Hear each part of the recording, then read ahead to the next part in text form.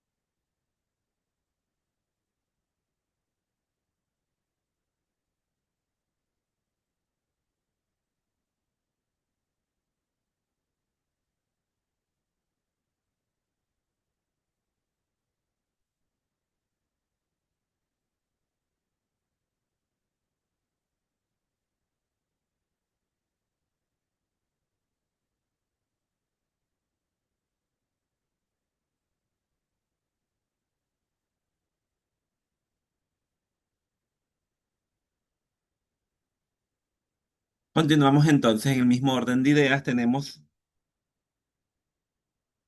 la supervisión y la ética del supervisor.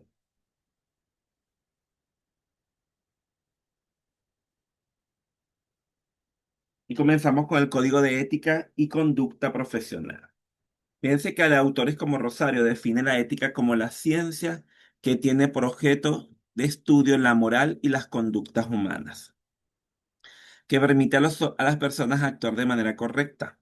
Para Hernández 2021, los códigos de ética son las directrices del comportamiento que deben tener todos los miembros de una organización, destacando los valores, la misión y la visión de la empresa. Estos lineamientos son importantes para la toma de decisiones, desde las más estratégicas hasta las más básicas. Estas normas contribuyen a prevenir acciones que afectan la reputación de la organización, garantizando su integridad, logrando así un ambiente laboral sano, entre otros beneficios. Es decir, que el código de ética son el reflejo del comportamiento que se espera tengan los miembros de una organización. El código de ética de una institución son los valores, son los principios, son las pautas de ética y de conducta que conforman la cultura organizacional de la misma. Se vinculan a la moral, se vinculan a la ética, se vinculan a la propiedad. Señala que los códigos son un marco de referencia para decir que es cómo nos vamos a comportar entre todas las partes interesadas, ante nuestros clientes, ante nuestros proveedores, ante nuestros compañeros. Es por ello la importancia de que los códigos estén definidos con base en lo que cada institución hace día a día. Fíjense que para Hernández los códigos de ética deben considerar 7 elementos en su diseño. Primero, valores, misión y visión de la organización. Segundo, comunicar la importancia de apegarse a las reglas. Tercero, conductas prohibidas. Cuarto, definición clara de un conflicto de interés. Quinto, políticas de regalos corporativos. Sexto, consecuencias por incluir con el código, por incumplir el código. 7, canales de comunicación para reportar el incumplimiento. Entonces, fíjense que es todo un protocolo, todos unos elementos que se deben tomar en consideración y todos los elementos que deben estar claros, que cada uno de los miembros de la institución debe conocer para entonces poder estar dentro de la estructura, dentro de lo que se espera tener. En cuanto al código de ética y conducta profesional, se puede definir como el conjunto de normas y valores que regulan el comportamiento de las personas dentro del contexto y ambiente de trabajo. Son los ideales a los que se aspiran, así como los comportamientos que resultan obligatorios en el rol profesional. En este se incluyen estándares deseables como estándares obligatorios. Los estándares deseables describen la conducta que se debe mantener como profesional. Estos se encuentran respaldados por un marco teórico y ético. Cada código puede ser distinto dependiendo de las bases que componen el sistema organizacional, el sistema académico y, por supuesto, el sistema empresarial. Pero en función siempre existirán unos principios básicos o generales que deben cumplir todos los empleados. El código de ética profesional desempeña un rol fundamental, tanto para ayudar a evitar y detectar tempranamente conductas inapropiadas por parte de las organizaciones, así como promover la ética en las instituciones.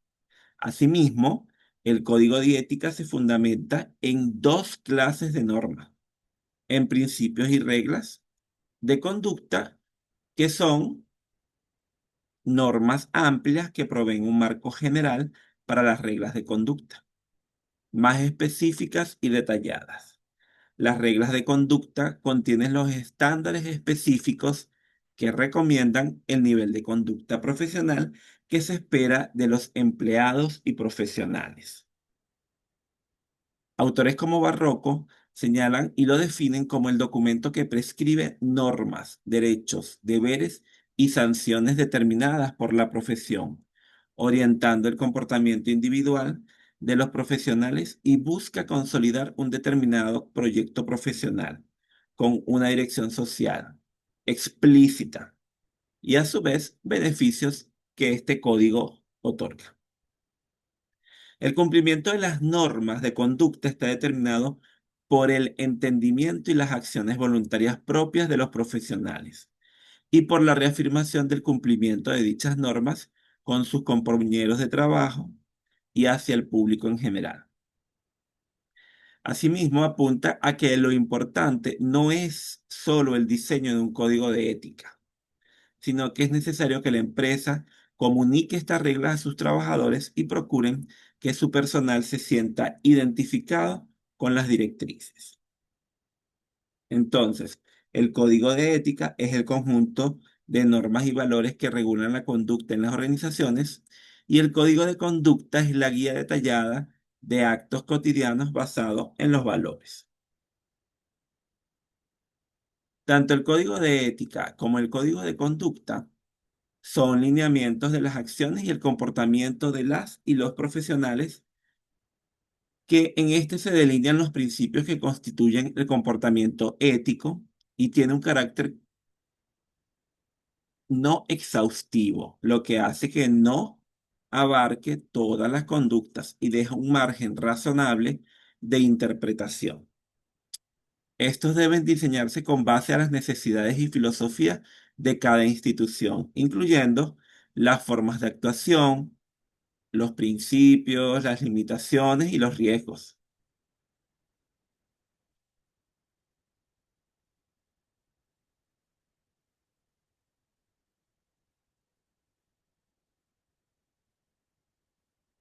De igual forma, otro elemento que es importante resaltar son los valores e importancia de un código de ética en la supervisión. Fíjense que la supervisión clínica es la base en la que se sostiene el trabajo de un terapeuta.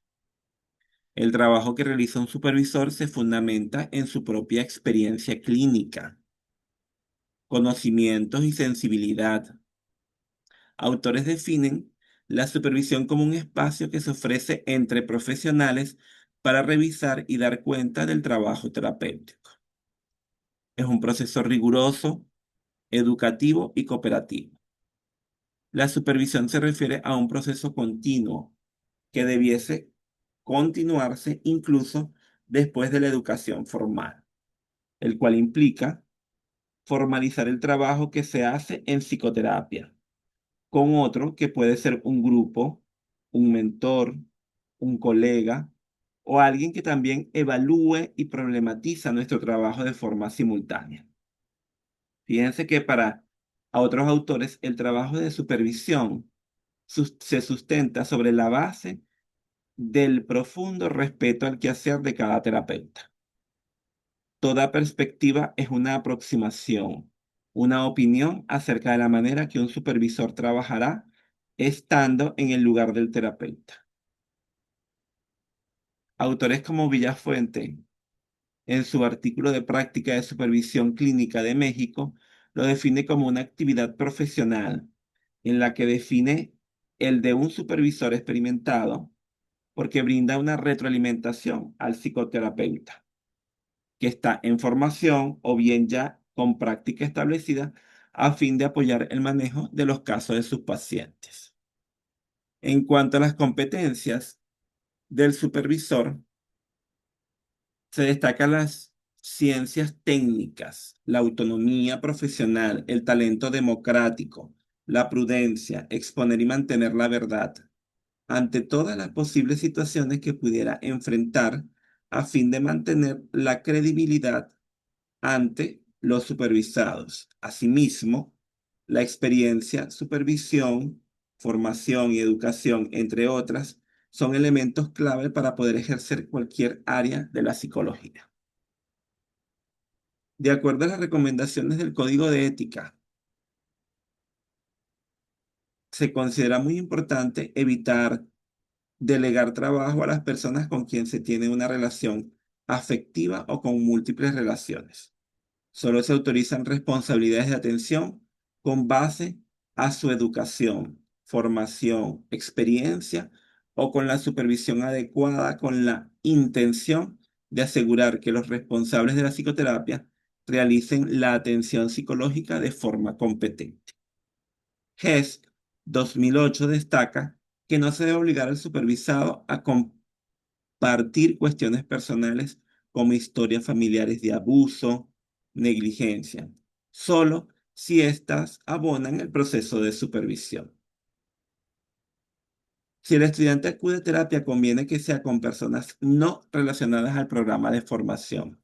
Tampoco debe existir una relación sexual entre supervisores y estudiantes o pacientes. Además, ambos deben conocer los criterios necesarios para la práctica. Se refiere a toda falta ética como un robo y un abuso de poder. Muchas veces no se reporta una falla de este tipo por la sensación de culpa que genera en los pacientes, o ni siquiera es reconocida como tal. La ética en la supervisión es una escucha confidencial, sin dobles roles, ni eróticos ni de ventaja, la búsqueda de una, con una meta específica orientada hacia un devenir en beneficio de la persona que es supervisada y con clave entre supervisión y la distinción terapia de que no se indaga en elementos personales que no sean imprescindibles para la supervisión. Los profesionales de la psicología tienen una responsabilidad profesional y científica hacia la comunidad y la sociedad en que trabajan. Y es por ello que tienen un compromiso social que implica el aporte de conocimientos, estudio y transformación de una sociedad, así como la promoción y desarrollo de leyes y políticas sociales que coadyuven a crear condiciones que contribuyan al bienestar y desarrollo de las personas y la comunidad. La actitud ética del psicólogo es importante, por lo que su campo laboral y profesional tiene un estrecho vínculo con la sociedad. La Real Academia de la Lengua Española define la ética como el conjunto de normas morales que rigen la conducta de la persona en cualquier ámbito de la vida. De allí que debe haber una conducta correcta en toda acción entre paciente profesional de la psicología. El código de ética del psicólogo tiene como objetivo guiar e inspirar a las personas profesionales en psicología hacia los más elevados ideales y modelos de conducta éticos de la profesión, conforme a una moral del bien común. Con ello se busca ideales de conducta en su práctica profesional. Los profesionales de la psicología deben ejercer la profesión con honestidad, con responsabilidad humana y responsabilidad social, con motivaciones y valores éticos. Por eso la importancia de que los profesionales de la supervisión clínica realicen su mayor esfuerzo para mantener sus valores y conducta éticas, tanto dentro y como fuera de la institución a la que prestan servicio. Fíjense que en el 2018 la OIM elaboró una política de supervisión y otra de evaluación, y como parte de ello estableció los siguientes principios de supervisión: credibilidad, utilidad, ética, imparcialidad, transparencias, difusión y participación. Los especialistas en supervisión y evaluación deben procurar atenerse a todos los principios éticos. Fíjense que hay una gran cantidad de principios y a continuación vamos a destacar y a resaltar los más importantes.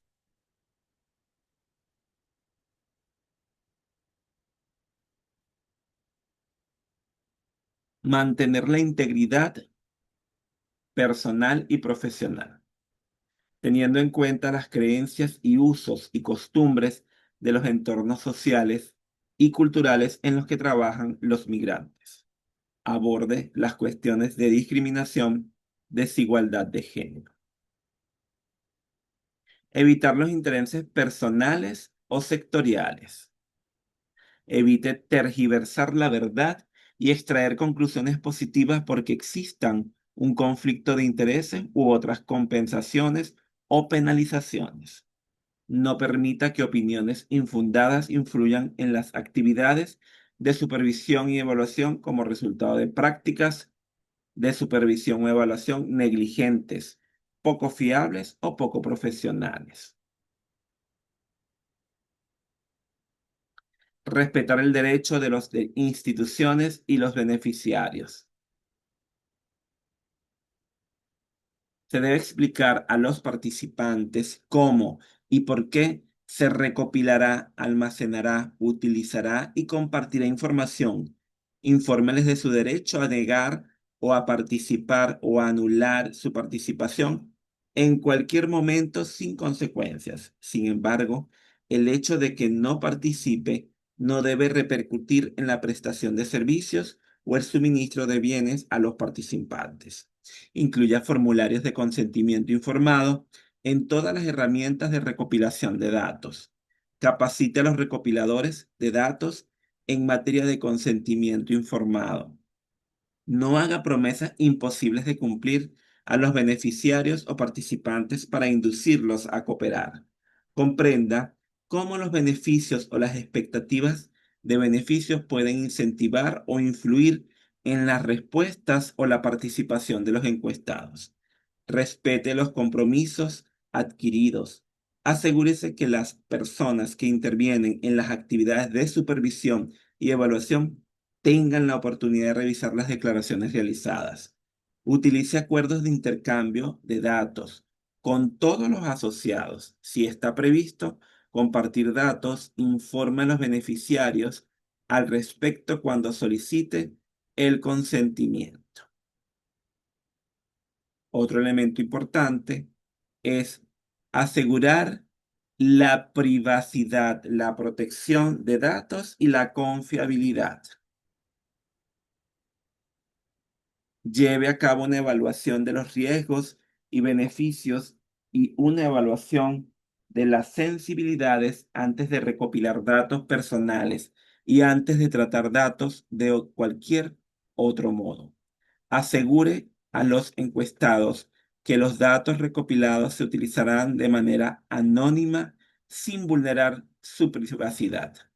Separe los datos personales, la información personal identificativa de la respuesta para proteger la confidencialidad. Asigne un número de identificación a cada persona que retorna y vincúlelo a la base de datos y a los archivos utilizados para recopilar información con fines de análisis e intercambio de datos.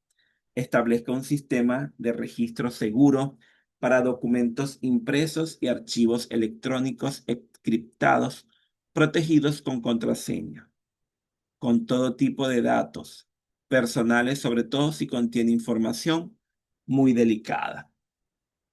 Los datos personales de los migrantes que retornan solo deben compartirse si se dispone del consentimiento libre e informado de la persona interesada. Todo esto son elementos que constituyen parte del código de ética. Fíjense todo lo que se debe mantener y lo que se debe practicar para garantizar confiabilidad y respeto por cada uno de los que están inmersos dentro de esta actividad. Otro elemento importante a resaltar en esta unidad es el perfil psicológico en la supervisión.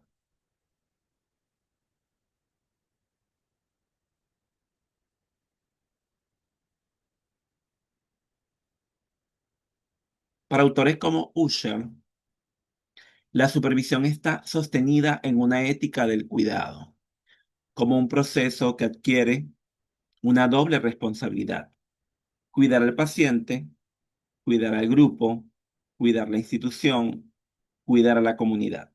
con la cual se trabaja y también procurar el cuidado del equipo del psicólogo que opera en esos ámbitos.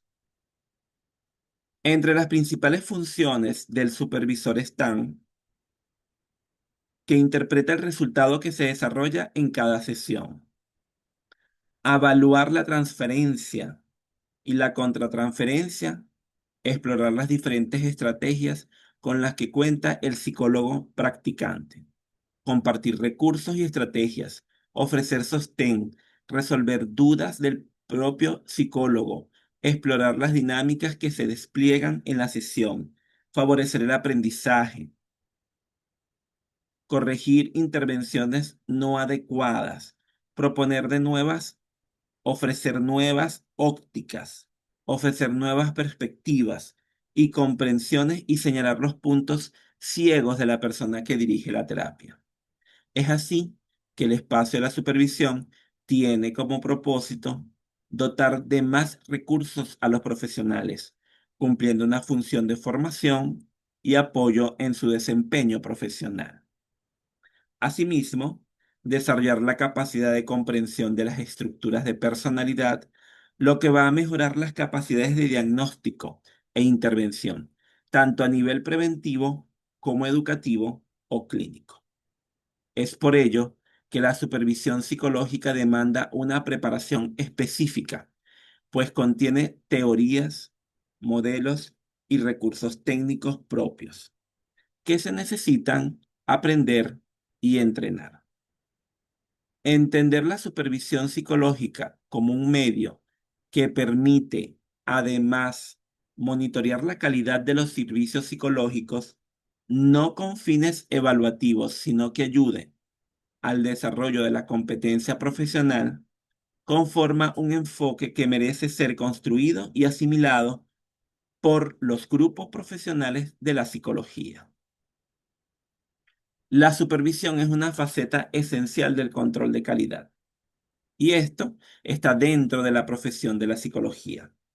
Las cuestiones éticas y legales inherentes a la supervisión necesitan ser tratadas de manera más amplia, sobre todo a la luz de la tendencia actual de dar la razón a las demandas por responsabilidad profesional y por diferentes áreas.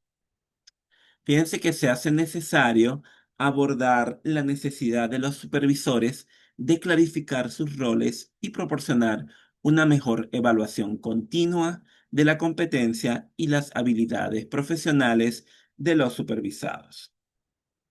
La supervisión tiene lugar a todos los niveles de la formación. El perfil del psicólogo clínico se configura mediante la conjugación de las características personales y preparación académica. Dentro de las características se encuentran ayudar al individuo a resolver sus problemas sociales. Tiene inteligencia intra e interpersonal para controlar sus emociones. Sabe manejar habilidades sociales y tiene capacidad para relacionarse con los demás. Posee una personalidad abierta y receptiva.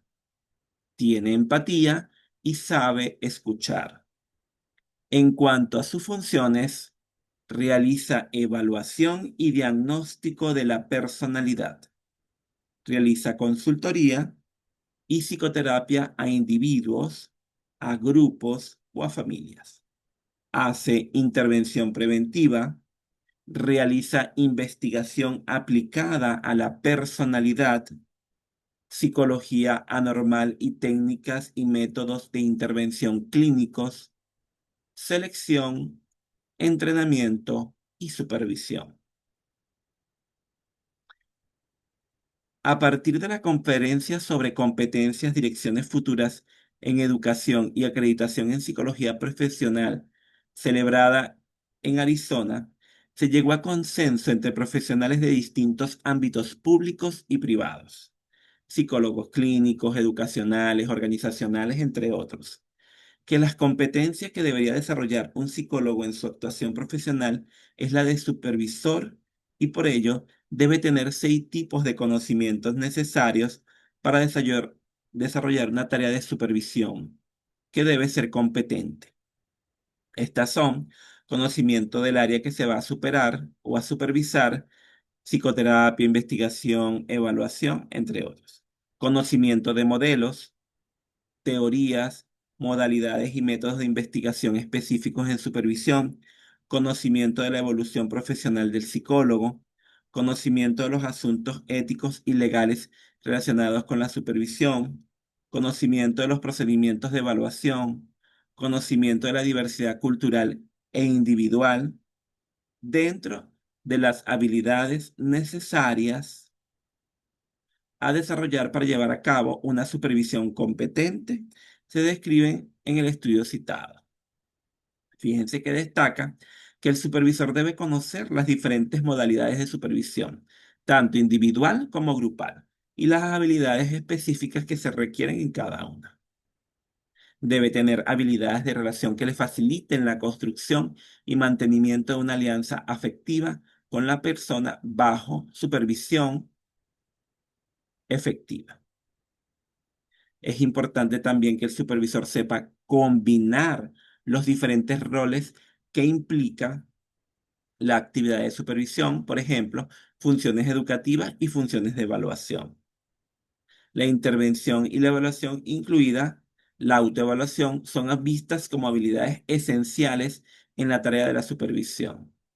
El supervisor debe realizar su labor de acuerdo al carácter evolutivo del desarrollo de las competencias y ajustar sus acciones al nivel de desarrollo profesional del supervisado.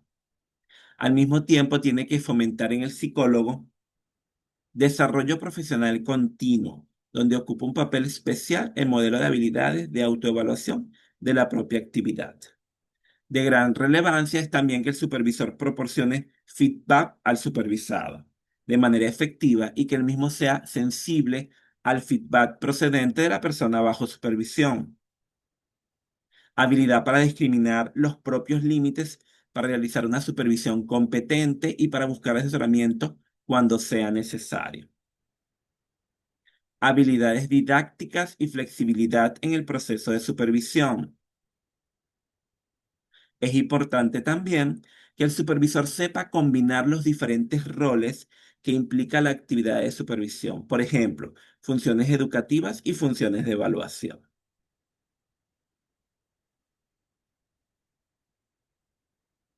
Bien, ¿alguna pregunta, alguna duda, alguna interrogante que tengan hasta ahora?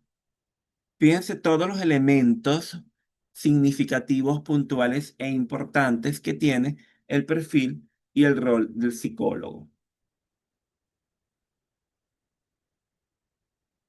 Todos estos elementos pueden profundizarlos, ampliarlos y revisar cada uno de los materiales que están presentes en el aula.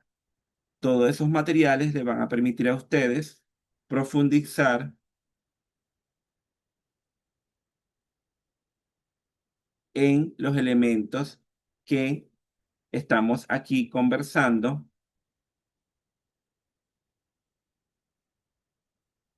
que son importantes para que ustedes puedan trabajar.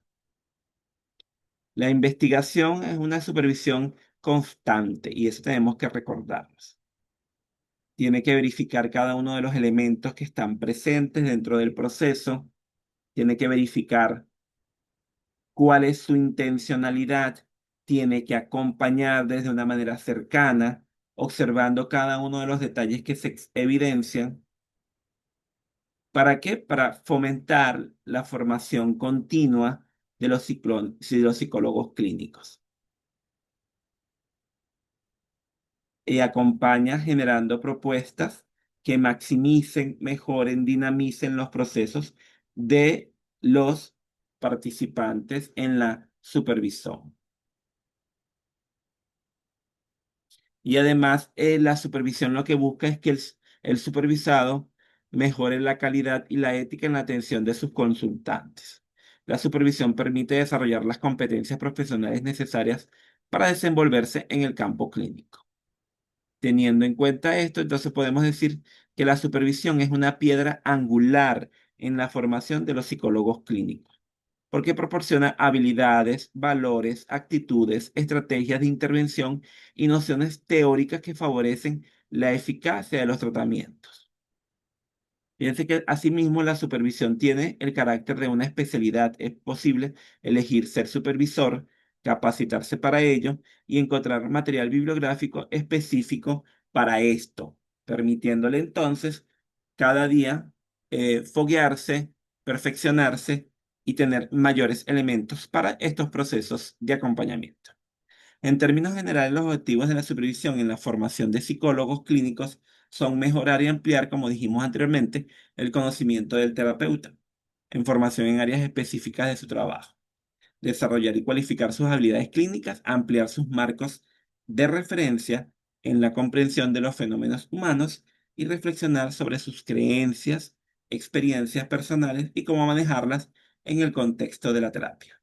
En la actualidad, la supervisión clínica como práctica pedagógica es una temática de interés en la literatura académica en torno a los siguientes aspectos: los modelos pedagógicos más útiles, la identificación de las necesidades de aprendizaje, la identificación de las competencias que va a desarrollar, la identificación del rol del terapeuta en distintos momentos y el entrenamiento en distintos escenarios de evaluación e intervención. Grosso modo, este contenido todo lo pueden revisar, lo pueden leer, sistematizar, tomar apuntes, revisar otras bibliografías que aparecen en las referencias para profundizar al respecto.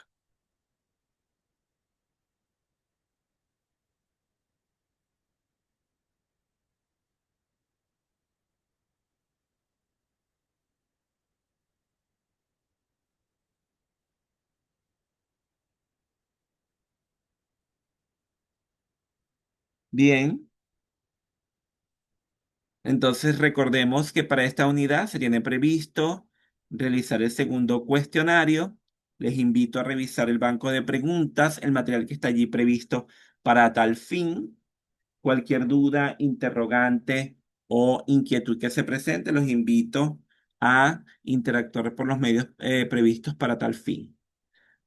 Gracias por haberse conectado y nos mantenemos en contacto por las vías previstas para tal fin, como les indiqué anteriormente.